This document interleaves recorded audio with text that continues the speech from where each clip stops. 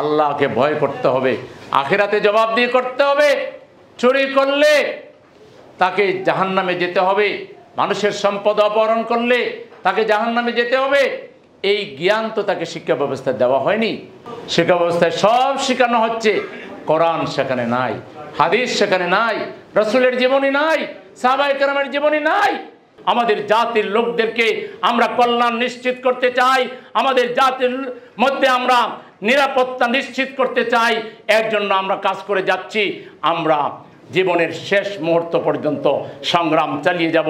আল্লাহর নির্দেশ তাই, কাতিলুহুম হাত্তা লা তাকুনা ফিতনাতান ওয়া ইয়াকুনা দ্বীনু কুল্লু লিল্লাহ। আমরা সবাই কিন্তু দাঈ ইলাল্লাহ, আমাদের সবাইকে দাঈ ইলাল্লাহর দায়িত্ব পালন করতে হবে। দ্বীনে হকের সাক্ষ্য দেওয়ার জন্য আমাদের সবাইকে দায়িত্ব পালন করতে হবে। আসসালামু আলাইকুম ওয়া রাহমাতুল্লাহি ওয়া বারাকাতুহু। আলহামদুলিল্লাহি রাব্বিল আলামিন, ওয়াসসালাতু ওয়াসসালামু আলা রাসূলিল কারীম ওয়া আলা আলিহি ওয়া সাহবিহি আজমাইন। আমাদের প্রাণপ্রিয় গণমানুষের প্রাণপ্রিয় কাফেলা বাংলাদেশ জামাতে ইসলামী ঢাকা মহানগরী উত্তরের মোহাম্মদপুর মধ্য থানা কর্তৃক আয়োজিত আজকের এই বিশেষ সমাবেশ, বিশিষ্ট ব্যক্তিজনকে নিয়ে আয়োজিত এই সমাবেশের সম্মানিত সভাপতি, সর্বস্তরের উপস্থিতি, আপনারা সবাই কেমন আছেন? আল্লাহ তাআলার শুকরিয়া যে আমরা একটা নতুন বাংলাদেশে, নতুন পরিবেশে, নতুন সম্ভাবনা নিয়ে, নতুন আশা আকাঙ্ক্ষা নিয়ে আমরা পথ চলছি।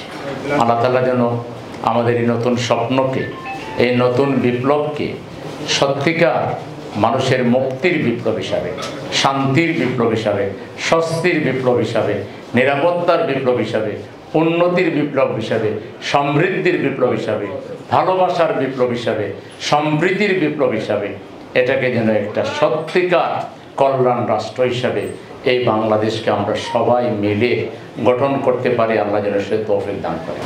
এদেশের সংখ্যাগরিষ্ঠ মানুষের যে ঈমান, যে আকীদা, যে মূল্যবোধ, যে বিশ্বাস, যে তাহজিব, যে তামাদ্দুন, যে সংস্কৃতি, এদেশের মানুষের যে স্বপ্ন, তাদের যে আশা আকাঙ্ক্ষা, এটাকে বুঝে এদেশের মানুষকে ঐক্যবদ্ধ করে একযোগে দেশের সব মানুষকে দেশের কল্যাণে, দেশের উন্নতিতে লাগানোর জন্য যে পরিকল্পনা দরকার। গুটিগত ব্যক্তি এরকম কোটি কোটি মানুষকে শাসন করে সব মানুষকে মুক্তি দিয়ে দিবে, এটা কোয়াইট ইম্পসিবল।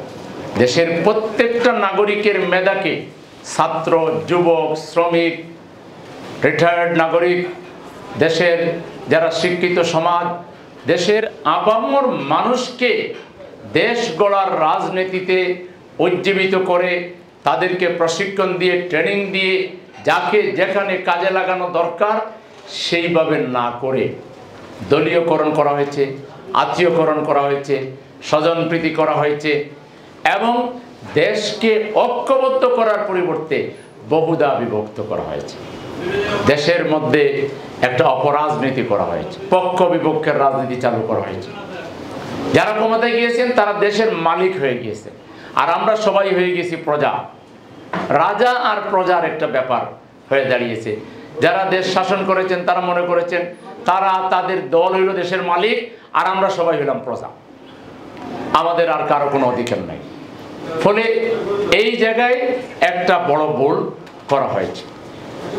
আরো বড় ভুল করা হয়েছে, দেশ শাসনের পদ্ধতি হিসাবে, আদর্শ হিসাবে বাড়াটিয়া আদর্শ দিয়ে, হায়ার করা আদর্শ দিয়ে আমাদেরকে শাসন করার চেষ্টা করা হয়েছে।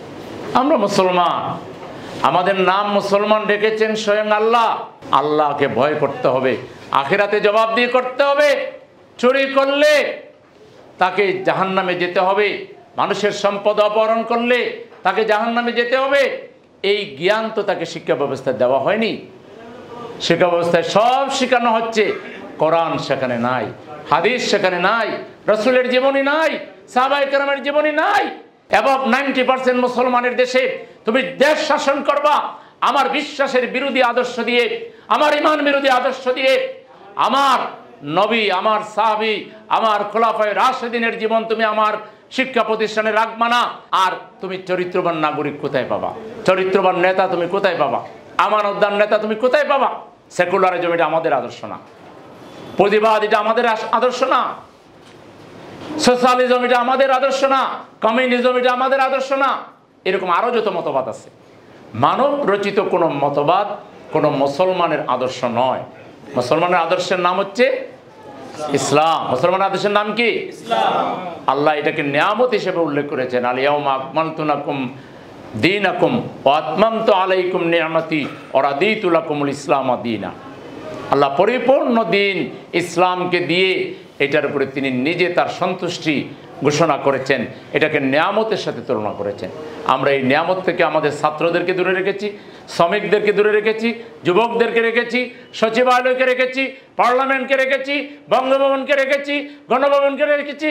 এগুলোকে তারা বলে এগুলো ধর্মকে রাজনীতিতে টেনে আনার দরকার নাই। এখানে এসে ধর্মকে কেন আলাদা রাখতে চায়? কারণ ধর্ম ফলো যে করবে, ইসলাম যে ফলো করবে, সে চোর হবে না, সে ডাকাইতে হবে না, সে ঘুষখোর হবে না, সে ঘুষ দেবে না।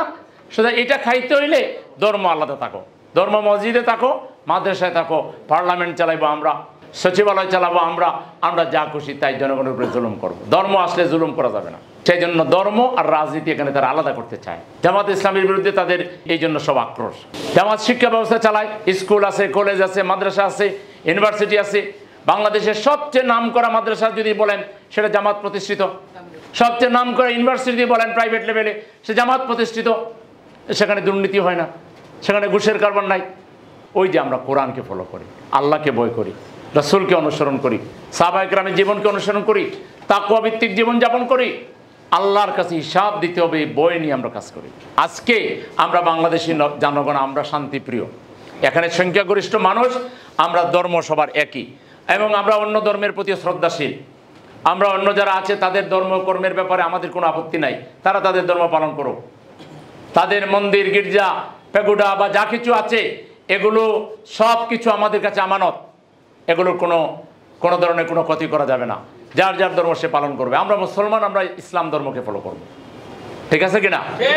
এবং আমরা চাই বাংলাদেশের শিক্ষা ব্যবস্থা, অর্থনীতি, রাজনীতি, সমাজনীতি, পার্লামেন্ট, বিচার বিভাগ, বাংলাদেশের গড় থেকে রাষ্ট্র পর্যন্ত প্রত্যেকটা কাজে আল্লাহ এবং তার রাসূলের বিধানকে ফলো করা হবে। আমরা এই বাংলাদেশে যে শান্তি চাচ্ছি, নিরাপত্তা চাচ্ছি, উন্নতি চাচ্ছি, সমৃদ্ধি চাচ্ছি, মুক্তি চাচ্ছি, এটা খুব দ্রুতই বাংলাদেশে হবে।